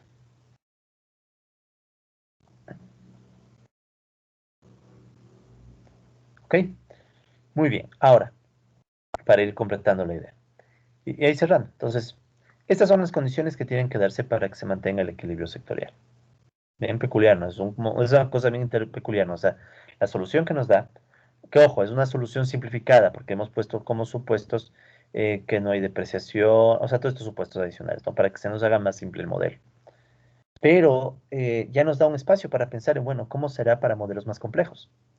Pero la intuición no es distinta, verán. Esta relación negativa, tasa de ganancia promedio y salarios, ya se ha encontrado antes. Sí, o sea, no es nada novedoso. Entre quienes ya han encontrado antes esta relación, están algunos autores, o sea, ya se ha encontrado algo parecido antes. Sí, o sea, no es que ve novedoso, no, no, ya se ha encontrado esta relación, o una relación parecida, no exactamente esta, pero una relación parecida en trabajos como, ¿quiénes? Como el de Piero Sraffa, un economista italiano, que tiene un libro que se llama Producción de Mercancías por medio de mercancías. Entonces, Piero Sraffa ya encuentra una relación de este estilo. Y también por Michio Morishima. Michio Morishima y muchos otros, ¿no? O sea, solo estoy poniéndoles dos ejemplos. Michio Morishima tiene un libro que fue un economista japonés de la escuela de Cambridge en Inglaterra, ¿sí? Y él, en cambio, bueno, Piero Sraffa también estuvo en Cambridge, fue el más, bueno, sí, de Cambridge también, digamos que Cambridge, Inglaterra, del Cambridge inglés. Sobre todo Morishima tiene un texto que se llama La economía de Marx, en donde Morishima hace todo un intento de reinterpretar Marx con matemáticas, de los primeros intentos así grandes de reinterpretar todo Marx. No soy muy partidario de todo lo que hace Morishima, pero Morishima también llega a una relación inversa entre tasa de ganancia y salarios, ya en el largo plazo, ¿no? O sea, el chiste no es esto, esto es obvio, claro, los salarios crecen, la tasa de ganancia va a caer. El chiste es todo lo que está detrás. O sea, es un mundo de competencia a largo plazo, equilibrio, todos los supuestos que están detrás. ¿Sí? ¿De acuerdo? Entonces, esa es la cuestión. Entonces, vean aquí, eh, ¿qué hay que notar aquí? O sea, primero eso, ¿no? O sea, primero vemos que entonces el salario es una cosa que está afectando bastante al modelo. Ahora, ¿cómo podríamos nosotros quitarnos de encima este supuesto, por ejemplo, del salario constante? ¿Qué tal si yo quisiera quitarme este supuesto del salario constante? Una opción podría ser meter aquí la curva de Phillips del modelo de Goodwin, ¿sí? Y ahí me sale un modelo más complejo. O sea, yo podría decir, ¿qué tal si el salario es cíclico? Supongamos, ¿no? Entonces, probablemente me estoy moviendo alrededor, ¿sí? O sea, como que estoy fluctuando alrededor de estas funciones. Si quisiéramos un mundo cíclico donde los equilibrios se respetan. Entonces sería algo así, ¿no? ¿De acuerdo? O sea, se estaría fluctuando cíclicamente. ¿Ya? Pero bueno, ya vamos a hablar de eso. Entonces aquí, ¿cuál es la principal conclusión? Aquí hay una conclusión que yo destaco y es esta conclusión que está aquí, colegas, ¿no? Aquí nuevamente puede surgir la crisis por desproporción. ¿Por qué? Porque si tomamos en cuenta sobre todo X, ¿sí? Es tal vez difícil que X vaya cambiando y ajustándose al salario. ¿Sí? Es difícil. ¿Por qué? Eh, Anotemos eso acá abajo, ¿no? Ya es lo mismo que hemos dicho a cada rato, ¿no? O sea, eh, podemos igual con doble estrella, ¿no? Es algo que hemos dicho a cada rato, pero vale mencionar. Si X está limitada por factores estructurales,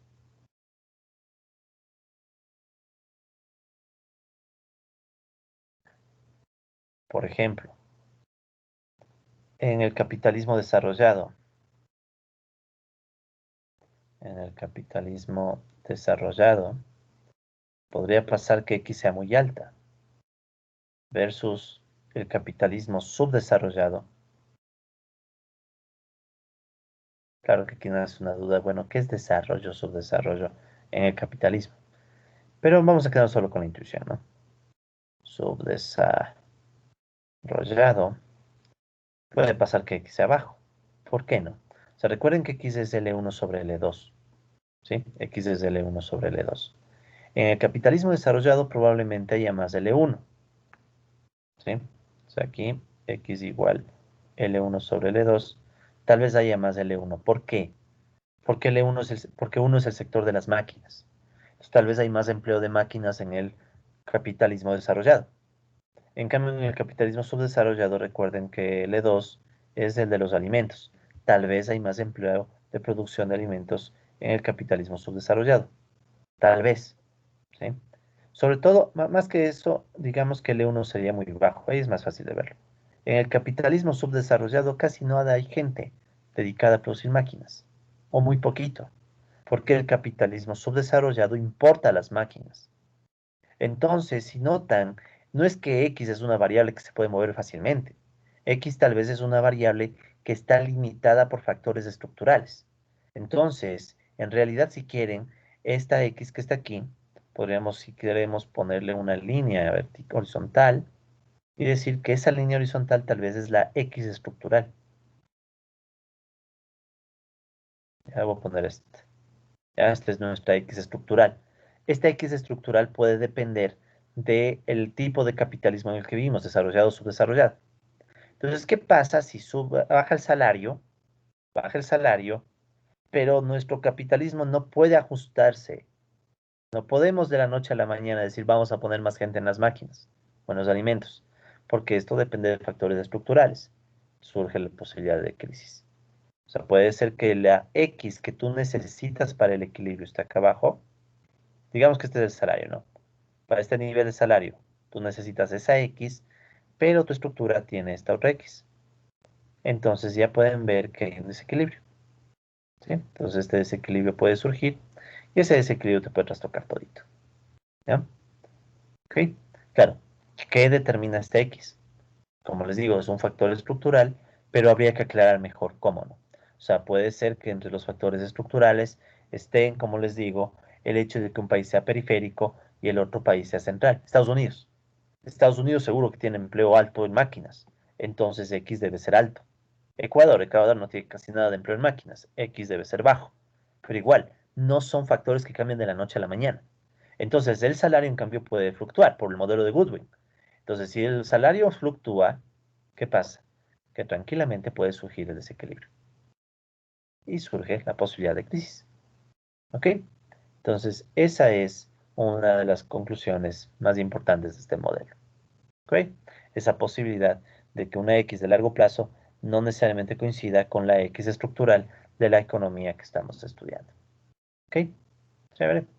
Y bueno, también es destacable la tasa de ganancia, ¿no? O sea, el hecho de que la tasa de ganancia tenga un efecto negativo versus el salario, ¿no? Eso también es un factor relevante. O sea, pero son las dos, ¿no? O sea, sería este de aquí. Y también es importante, me voy a copiarme esto, control C. También es importante la otra, ¿no? O sea, esas dos, la tasa de ganancia y el efecto sobre el tamaño de los sectores. Porque X podrían decir que es una suerte de aproximación de cómo un sector, cuál es el tamaño de un sector versus otro, en términos de empleo al menos, ¿no? ¿De acuerdo? Entonces, esa es, colegas, la conclusión mayor que nos deja este modelito de Goodwin, perdón, de Harris, ¿no? Modificado, ¿no? Si quieren, este es el modelito de Harris modificado por un tal Cajas Guijarro. ¿Para qué? Para hacer un poco más de sentido, porque Harris no llega a estas cosas, ¿no? O sea, Harris no, estos son de mi propio desarrollo. Por eso es que a veces toca mejorar una ecuación, etcétera. Pero los resultados son llamativos, ¿no? Una cosa que te queda por explorar es esto, ¿no? O sea, si comparamos el modelo con una X estructural. Claro, para poder comparar bien habría que contar bien la historia de cómo surge la X estructural, ¿ya? Pero bueno, esa es una historia para próximas investigaciones. Sigamos. Entonces, bueno, conclusiones. Ya podemos mencionar algunas conclusiones. Bueno, ya acabamos de decir las conclusiones más importantes. Vamos a otro temita, colegas, que quiero también discutirlo y mencionarlo ahorita en este punto. Está bien, ya tenemos el modelo. ¿Qué queda por hacer? ¿Sí? ¿Qué queda por hacer? Entonces, hay varias opciones de cosas futuras que se pueden hacer a partir de este modelo. ¿Sí? Por ejemplo, podríamos interpretar redes más complejas, ¿sí? Para entender cómo se mueve el dinero, ¿ya? Para entender cómo se mueve el dinero.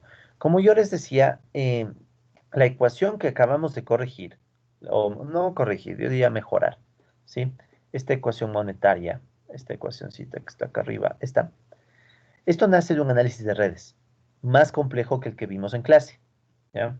¿Por qué? Porque no les voy a mentir, el artículo que les compartí también ya lo mandé a evaluar, se está ahorita evaluando en segunda revista. Tal vez me den la respuesta en unos 7 meses. Son los tiempos de la academia, a veces muy lentos, no sé, ¿no? O bueno, está bien, no me voy a quejar. Pero el punto es este, o sea, ustedes podrían usar un esquema de red más complejo. Aquí, por ejemplo, está un esquemita de red mucho más completo que el que hemos visto en clase, ¿no? Y ya están incluso construidas matrices para entender mejor las redes, porque usualmente las redes se pueden estudiar como matrices. En este caso estoy usando la teoría de las matrices de las cadenas de Markov, ¿ya? Que es un tema que, bueno, ojalá alguno de ustedes se motive algún día a estudiar. Es súper interesante porque justamente permite hacer cosas como estas. Estudiar matrices y ver dónde se mueve o cómo se mueve el dinero, ¿sí? Y a partir de eso es que justamente sale esta ecuación que está aquí. Aquí pueden ver que está el 3, Y1 más Y2 más DC. DC es, digamos, el equivalente a nuestro C punto. Entonces, de la resolución de estas cadenas de Markov, de estas matrices, de estas redes, es que surge la nueva ecuación que les propuse. Entonces, eso todavía, digamos que es algo que está muy crudo, ¿ya? Por cierto, la idea de usar estas redes no es mía, no vayan a decir que este profe medio loco. Esto está empleado por originalmente Vasily Leontiev, ¿sí? Entonces, ¿dónde estás? Leontiev, ¿dónde estás? Aquí está. Entonces, Leontiev y Brody. Entonces, Leontiev y Brody tienen un trabajo del 93. Exactamente qué trabajo es, déjenme ver. Esto ya lo mencionamos en su momento cuando estábamos viendo las redes del caso ecuatoriano. Entonces, Leontiev y Brody, Manifold Computations. Este es un artículo chiquito, pequeño, pero es bien interesante porque ahí Leontiev junto con Brody dan una idea de cómo se podría reinterpretar el modelo insumo-producto, pero para ver flujos de dinero, ¿sí? De hecho, esta idea de las redes ya la usé, recordarán, ya la usamos cuando hablamos de las redes de la economía ecuatoriana. ¿Se acuerdan? Entonces, si quieren, lo que estamos viendo ahorita es el fundamento teórico. Y hagan de cuenta que en algún futuro cercano, estas redes de la economía ecuatoriana, que aquí están como grafiquitos, pueden llegar a tener sus propios modelos y sus propias ecuaciones. Claro, ese todavía es un tema por desarrollarse, si quieren, ¿no? O sea, es un tema que algún rato se desarrollará. O lo desarrollaré yo mismo, no sé. Bueno, entonces esa es una opción. Entonces es una posibilidad para hacer más cosas a futuro. Mejorar la interpretación en red. ¿Qué más se puede hacer, colegas? También se puede considerar a los salarios que ya no sean constantes, sino que tengan una dinámica de la lucha de clases. Y ahí podríamos meter en este esquema el modelo de Goodwin, por poner el caso. O sea, recuerden que en el modelo de Goodwin hay ciclos, pero lo más importante, la pieza que podría entrar en este modelito es la curva de Phillips del salario, ¿sí? O sea, aquí, por ejemplo, en vez de asumir salario constante, ¿dónde está el sistema? Más arriba, más arriba. Acá, en vez de asumir salario constante, podríamos dejar la duda. ¿Y qué pasaría si es que tuviéramos una curva de Phillips? Recuerden, la curva de Phillips que usaba el modelo de Goodwin era algo así, W.0W igual, no me acuerdo las constantes, pero digamos que era gamma 0 más gamma 1B, donde B era la tasa de empleo. O sea, ¿qué pasaría si nosotros dijéramos, aquí están cuatro ecuaciones, ¿verdad? Están cuatro ecuaciones. Si ponemos la curva de Phillips, tenemos cinco ecuaciones. Claro, viene otra variable, la tasa de empleo. Entonces tal vez necesitaríamos otra ecuación. Entonces podríamos tener un modelo más completo, con seis ecuaciones, donde el salario se mueve. ¿Sí? Se puede hacer eso. ¿Ya? Entonces podríamos tener un modelito en donde ya meteríamos los ciclos. Y ahí la pregunta es, ¿qué pasaría si metemos el ciclo? ¿Sí? Entonces ahí hay otro modelo que muy seguramente es el siguiente paso que yo voy a hacer. No, no les voy a mentir. O sea, el siguiente paso, tal vez con lo que voy a torturar a mis estudiantes del próximo semestre, es metiendo Goodwin en los ciclos. Entonces imaginen, tendrían redes, tendrían ciclos, y ya surge la duda de qué pasará con el pobre capitalismo. O sea, cada vez más complejo, ¿no? Entonces esa es otra cosa que se puede hacer a futuro, que sería interesante. ¿Qué más se puede hacer, colegas? Esta definición de cómo entra el dinero en el modelo, ¿sí? Este es un tema bien peculiar, o sea, ¿cómo metemos el dinero? Porque se dan cuenta que los salarios afectan a los precios y los precios nos afectan a la tasa de ganancia, pero sobre todo nos afectan a cómo se distribuye el empleo en los sectores. Y eso ya tiene efectos reales. O sea, vean esto, o sea, una variable nominal puede tal vez generarte efectos reales. Y eso es un tema complejo, o sea, es un tema bien peculiar. Entonces, mucho va a depender de cómo nosotros asumimos el rol del dinero en estos modelos.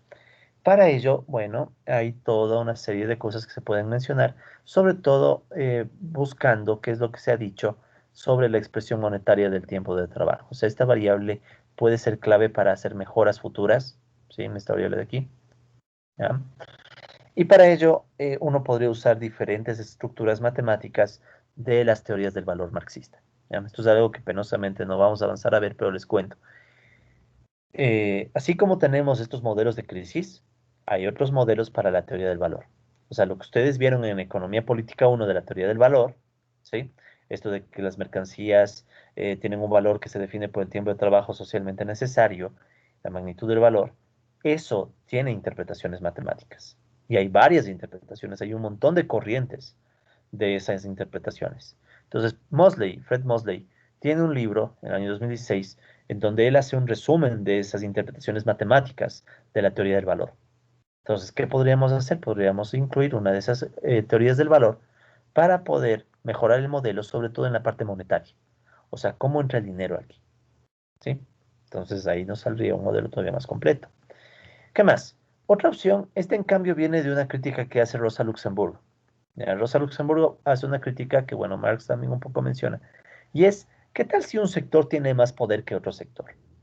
¿Qué tal si el sector uno, por ejemplo, el que produce máquinas, puede imponerse al sector 2? ¿Sí? Aquí en nuestro modelo no hay nada de eso, o sea, los dos sectores pueden escoger sobre todo esto. Los dos sectores pueden escoger la tasa de ahorro que quieran. Pero ¿qué tal si el sector uno escoge una tasa de ahorro y el sector 2 le toca adaptarse? Verán, esto es bien interesante, ¿no? Nosotros en el modelo, cuando ya acabamos de resolverlo, decimos puede haber crisis porque X tal vez es una constante estructural, ¿sí? Es una constante estructural. Constante estructural. Puede ser. Entonces, si X es una constante estructural, ya no se mueve, puede surgir la crisis. Pero tal vez la crisis puede evitarse de esta forma. ¿Y qué tal si X no es la variable? O sea, ¿qué tal si dejamos a X constante y la variable más bien es S2? ¿Cómo es eso? Que la variable sea S2. Entonces ahí viene el tema, ¿sí? Entonces vean, aquí vamos a aclarar esto, ¿no? Primero, distribución asimétrica del poder, entre paréntesis, por ejemplo, bueno, donde un sector imponga su dinámica a otro sector que se adaptaría de forma endógena, paréntesis, por ejemplo, obligar, por ejemplo, podríamos hacer que X sea constante, hacer que X sea constante, podría ser constante estructural, y volver S2 como variable endógena. Y vamos a plantear a S2 como variable endógena. Variable. ¿Qué significa esto, colegas? Si X es constante, porque esto depende de la estructura capitalista, necesito otra variable para que el modelo se complete. Uno podría decir, tal vez la variable es el salario, pero ya sabemos que la lógica del salario depende de la lucha de clases. Entonces, el salario depende de otro modelo. Entonces, haríamos mal en decir el salario es el que se ajusta. Pero hay una opción. ¿Qué tal si los capitalistas del sector 2 no pueden escoger su S2 libremente? O sea, ¿qué tal si a los capitalistas del sector 2 les toca escoger una S2 para que haya equilibrio? Si ven que ahí ya sería una simetría de poder. Sector 1 escoge libremente S1. O sea, S1 es constante. Depende del sector 1, lo que ellos quieran. Pero podríamos hacer que el sector 2 sea el que se adapta. Entonces, S2 sería una variable endógena. O sea, en vez de poner aquí X, podríamos poner S2. Entonces, si ven, es como una salida bien peculiar, ¿no? O sea, X se vuelve constante, depende del nivel de desarrollo del capitalismo. Pero en cambio, S2 podría ser la que se ajusta. ¿Por qué? Porque los capitalistas del sector 2 son más débiles que los del sector 1. Entonces hay una imposición de poder. ¿Cuál es la lógica ahí? La lógica sería entonces que el S1 es constante y el S2 se vuelve variable. Y X le dejas como constante. Entonces sería el mismo modelo, las mismas ecuaciones, pero haciendo que se ajuste S2. O sea, despejar S2 en vez de despejar X. Claro, esto ya es un poco más complejo porque la historia económica es la que va atrás. Porque el sector 1 tendría más poder que el sector 2. Pero hay algunas respuestas, ¿no? Si produces máquinas, tal vez eres más libre de escoger cómo acumular capital, ¿sí? Puede ser, o sea, puede ser que tú dices, ok, yo produzco máquinas, tengo más poder de imponerme en el mercado mundial. O sea, esta variante, esta posibilidad, tal vez podemos vincularle con el mercado mundial capitalista. O sea, esto podría vincularse con la discusión centro-periferia. La discusión centro-periferia. ¿Qué quiero decir con eso? Discusión de países centrales versus una países periféricos, donde los países centrales son los que deciden cómo se acumula y la periferia solo se adapta para evitar desequilibrios. ¿Ya? Entonces ahí esa es otra posibilidad de cómo ampliar el modelo. Ventaja de esto, Marx sí dice algo de esto. O sea, Marx hace unos análisis medios peculiares en donde él asume eso. O sea, Marx asume, y en el artículo van a encontrar un poquito de esta discusión, Marx asume que tranquilamente el sector 2 es más débil y es el que le toca adaptarse y es el sector uno el que decide. Entonces, hay esa posibilidad. Claro, esto le pone otro complejo, otra parte compleja al modelo. Hay que mejorar la competencia intersectorial.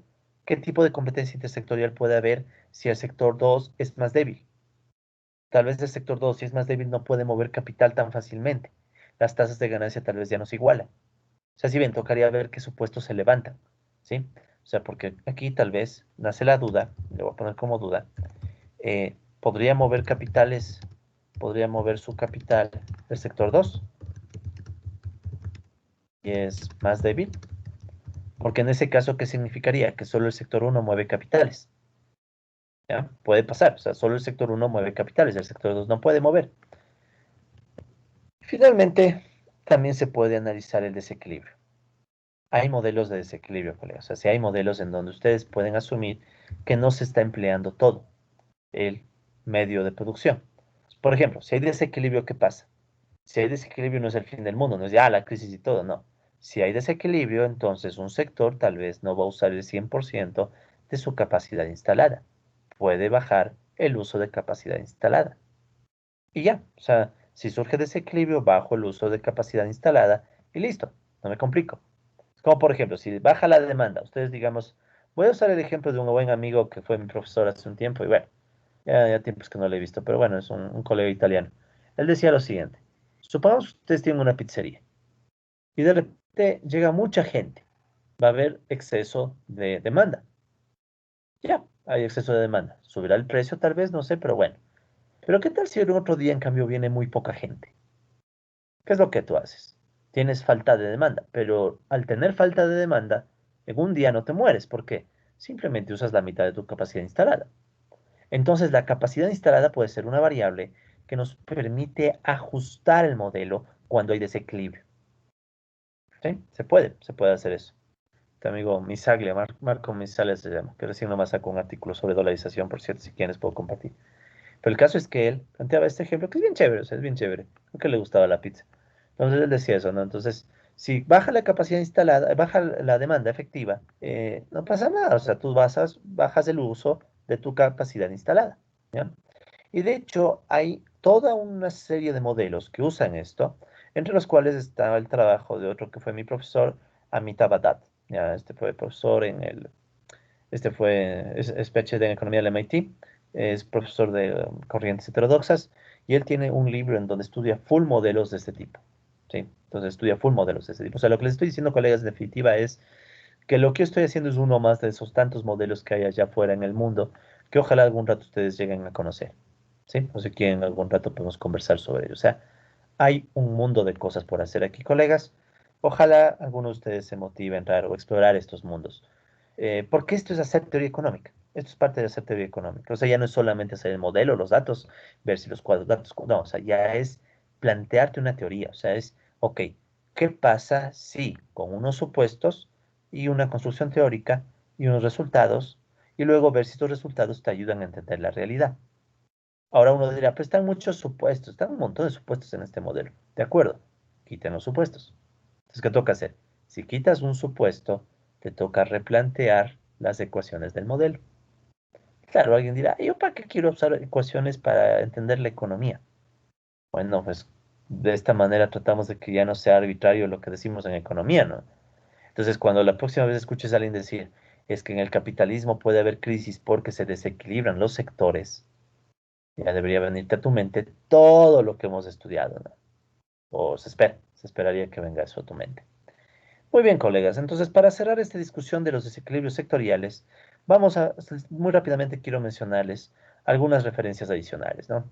Esto está también en el artículo, en el artículo que les compartí, pero me adelanto un poco, ¿no? Para que cuando lean ustedes ya no se topen con tanta novedad, sino que sepan de qué se trata, ¿no? Entonces, verán, Lo que hemos hecho en estas clases ha sido tomar el modelo de Harris, uno de los tantos modelos que hay, el modelo de Harris, y lo combinamos con Marx y bueno, lo combinamos un poco con mis propias experiencias de haciendo modelos, ¿ya?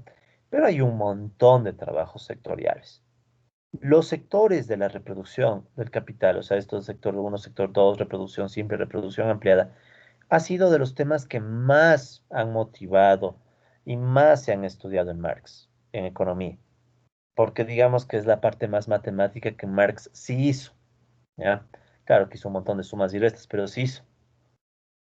Entonces, muchos autores han abordado esta cuestión. Ya desde los primeros autores, digamos, marxistas antiguos, ya se daba esa discusión. Por ejemplo, Hilferding tiene una discusión en donde él trata de hablar, igual pone dos sectores, y bueno, se trata de crear la crisis por medio de poner retardos de las variables que se ponen en los esquemas. Ustedes están viendo series temporales, econometría. Probablemente ya saben a qué nos referimos cuando hablamos rezagos de variables. O sea, en el modelo podrías poner variables en periodos pasados. Rosa Luxemburgo también critica los modelos de Marx y también ella plantea dudas como, por ejemplo, aclaremos de dónde viene el dinero para que se dé la reproducción ampliada. Esa discusión monetaria que hicimos hace unos minutitos, ¿no? O sea, si yo quiero que el minero se expanda para que sea suficiente y se expanda la producción, ¿de dónde surge el dinero? Entonces, una posible solución es que el capitalismo se expanda hacia territorios no capitalistas. Pero hay mucha discusión. Rosa Luxemburgo hizo una crítica bien interesante. Rosa Luxemburgo creo que también discute este tema del poder. ¿Será que el sector uno es más poderoso que el sector 2 o no? Luego tienen otras interpretaciones. Hay interpretaciones de Paul Sweezy, Joan Robinson. De hecho, eh, entre lo que yo estoy haciendo hay un poquito de estos autores, ¿no? No lo dije, pero he tomado un poquito de Sweezy y Robinson para sobre todo para la parte de equilibrio de mercado, ¿no? También están otros autores, Michio Morishima, que ya les mencioné, Meghnad Desai, John Romer. Romer es bien interesante. Romer es de una corriente que se llama marxismo analítico. El marxismo analítico es una corriente marxista que trata de combinar marxismo con economía convencional, con la economía neoclásica. Entonces, es bien loco eso. O sea, hay una combinaciones en donde Marx se trata de combinar con la economía neoclásica. Esto es interesante, verán, colegas. El marxismo, la economía marxista, es una de las economías que no depende de la crítica a otros. O sea, no es que el marxismo necesita criticar a la neoclásica. Si bien tenemos nuestros propios supuestos, nuestros propios modelos, entonces en algunos momentos pueden ser complementarios. O sea, puede ser que mucho de lo que tú aprendiste en la economía neoclásica se puede combinar con la economía marxista. Claro, hasta un punto, ¿no? ¿Cuál es el límite? Goodwin, por ejemplo. Goodwin ya es un límite, porque Goodwin, ¿qué te dice? Hay lucha de clases. Eso no te aceptan en la economía neoclásica, obviamente. Pero hay cosas que sí. De hecho, la teoría de la utilidad se puede combinar con Marx y John Romer es un ejemplo de esos intentos de combinación. También tiene Duncan Foley, que es igual un economista marxista importante. Entonces, hay un montón de trabajos de gente que ha estado desarrollando modelos sectoriales marxistas. También, bueno, el que ya hemos discutido bastante, el modelo de Harris, eso ya ustedes lo saben, ya ni para qué detenernos mucho. Eh, pero verán, en el modelo de Harris hay algunas cosas que no he incluido en esta clase obviamente por temas de tiempo. Sobre todo Harris plantea la posibilidad de crear una teoría de la tasa de ganancia. Digamos que lo que yo hice en esta clase es mostrarles cómo se construiría la teoría que Harris sugiere, ¿ya? Pero bueno, o sea, hay muchas cosas por leer y de hecho sería valioso que lean al Harris original y no se conformen con lo que yo les he presentado. ¿Qué más? Hay otros autores, por ejemplo, Bronfenbrenner tiene unos esquemas un poquito antes que Harris, desde una perspectiva de equilibrio general, y él también llega a hablar de crisis. Él habla de crisis por liquidación y por realización o falta de venta de las mercancías. Otro autor bien tenaz, que tal vez lo veamos más adelante, es Shinsaburo Koshimura, es un autor japonés. Él, en cambio, tiene un montón de ejemplos y modelos numéricos, con números y con matrices, en donde él también habla desde el enfoque de la oferta y la demanda sobre los sectores de Marx. Tienen otro autor, otro trabajo de John Romer, él también habla por medio de matrices, usando matrices, John Romer habla del vínculo y de cómo surgen los precios y la acumulación de capital. Algo parecido a lo que hemos hecho, pero con matrices y más grande. Duncan Foley tiene un modelo bien interesante donde mete el rol del dinero y también mete la demanda efectiva. Son cosas que más o menos se atan con lo que hemos visto en clase, ¿no? Y hay más autores, colegas. Aquí tienen otros, verán. De hecho, hay muchos trabajos interesantes, estos me quiero meter a explorar algún día, que tratan de hacer lo que ya dijimos al final, vincular los sectores con los ciclos. O sea, ya hay intentos, o sea, ya hay intentos de gente que dijo, ¿y qué tal si metemos ciclos en los sectores? Entonces aquí tienen dos trabajos, por ejemplo, de Sherman, en donde justo se trata de hacer eso, o sea, metemos modelos sectoriales y los vinculamos con los ciclos, para entender incluso temas como la sobreproducción, que es lo que vamos a ver en la próxima clase. ¿Qué más? Otro autor interesante que trata de combinar los ciclos es Leibman. ¿Y por qué es interesante Leibman? Porque Leibman hace justo lo que hemos dicho, meter en los sectores el modelo de Goodwin, o algo muy parecido al modelo de Goodwin. Entonces a Leibman le salen unos modelos un poco complejos que él tiene que utilizar unas estrategias matemáticas para poder entender mejor los modelos, ¿no? Modelos de simulación.